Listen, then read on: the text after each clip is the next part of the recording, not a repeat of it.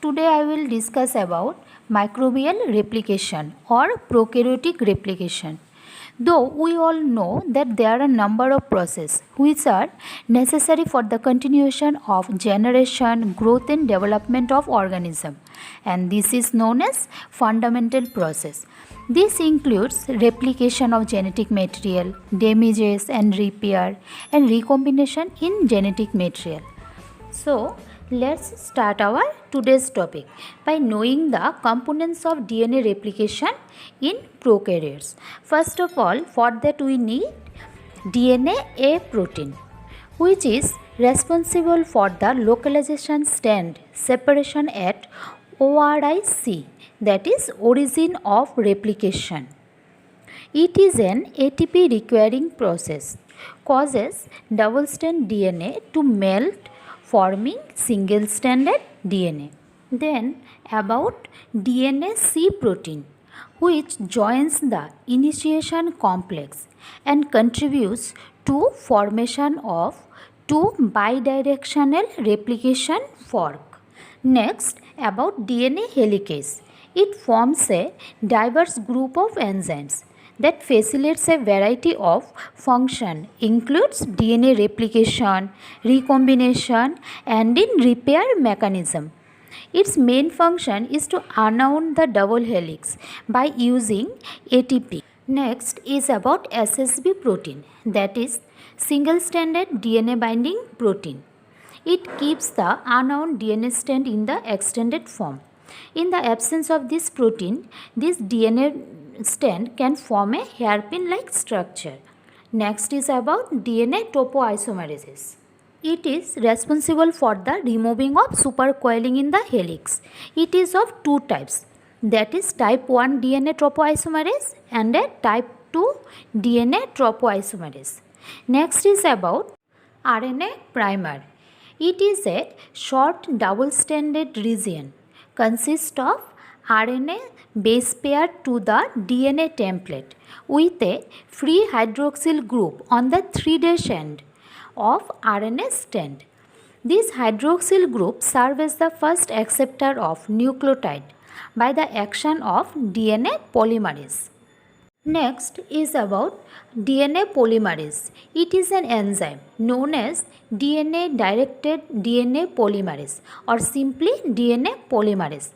These enzymes utilizes single-stranded DNA as a template on which complementary DNA is synthesized by using appropriate DNTPs, that is dihydroxynucleoside triphosphate. Next is about DNA ligase. It helps to fill the gap. For replication, three types of DNA polymerase is required, that is DNA polymerase 1, 2 and 3. This replication consists of three steps, that is initiation, elongation and termination. Next is about initiation. This initiates at a single unique nucleotide sequence site known as origin of replication. In E. coli, the direct of origin assembly are built into a short stretch of nucleotide sequence known as ORIC, which contains multiple binding sites for the initiator protein, that is DNA A, which is highly homologous protein among bacterial kingdom. This DNA A has a 4th domain, with each domain responsible for a specific task.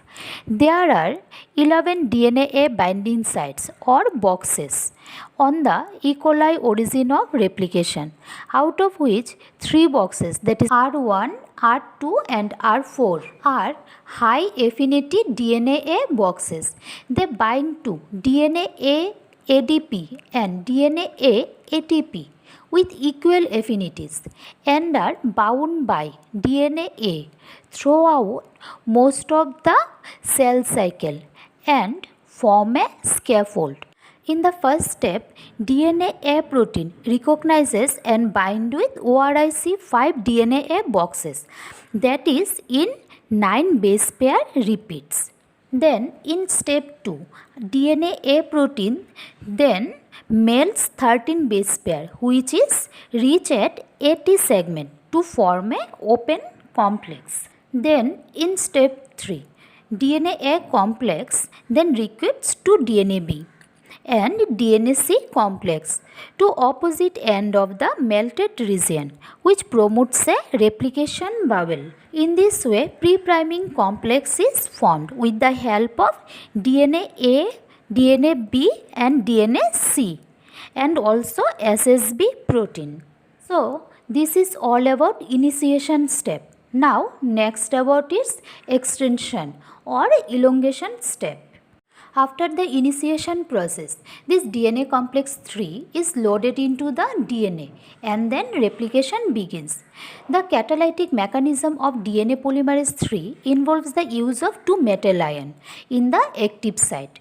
The metal ions are generally divalent cation that help in the 3-OH to initiate a nucleophilic attack. This nucleophilic attack by the 3-OH on the alpha phosphate releases pyrophosphate, which is then hydrolyzed into 2-phosphate. This hydrolysis drives DNA synthesis to complete. After that, this DNA polymerase 3 must be able to distinguish between correctly paired bases and incorrectly paired bases. This is accomplished by Watson-Crick base pair through the use of an active site pocket, which is complementary to the shape of the structure.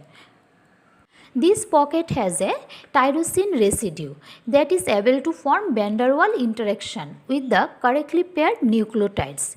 DNA is read in the 3' to 5' direction. Therefore, nucleotides are synthesis in the 5' to 3' direction.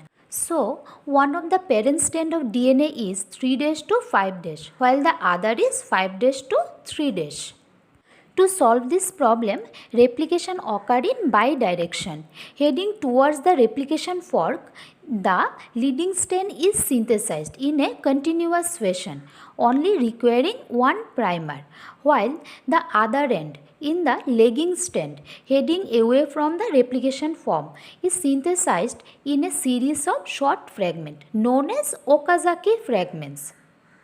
So, in elongation step, what happened? First of all, RNA primer is elongated by DNA polymerase until another stretch of RNA is encountered. Then, RNA primer is exercised by DNA polymerase 1. Here, one ribonucleotide at a time. After that, gap is filled by DNA polymerase 1 and then remaining nick is sealed by DNA ligases. So, this is all about the removal of RNA primer and filling of the resulting gap by DNA polymerase 1. Next is about termination. The E. coli replication terminus is a large region by 7 nearly identical non-palindromic 23 base pair terminator site, that is TER, E, D, A, G, F, B and C. A replication fork travels clockwise, that is through TER, G, then TER, F, then B and then C, but stops on encountering either TER, A, D or TER, E. Similarly, a clockwise traveling replication fork transits TER, E, D and A, but hails at TER C or TER B or TER F or TER G. In this process, the arrest of replication fork motion at TARS sites requires the action of TAS protein, a product of TAS gene. Here, TAS binds specifically to TARS sites and prevents strand displacement by DNA B helicase, thereby arresting the replication fork motion. This is all about the termination in prokaryotic replication. So, this is all about prokaryotic replication. In another video, I will discuss about D-loop replication and circular DNA replication. So, thank you for watching this video.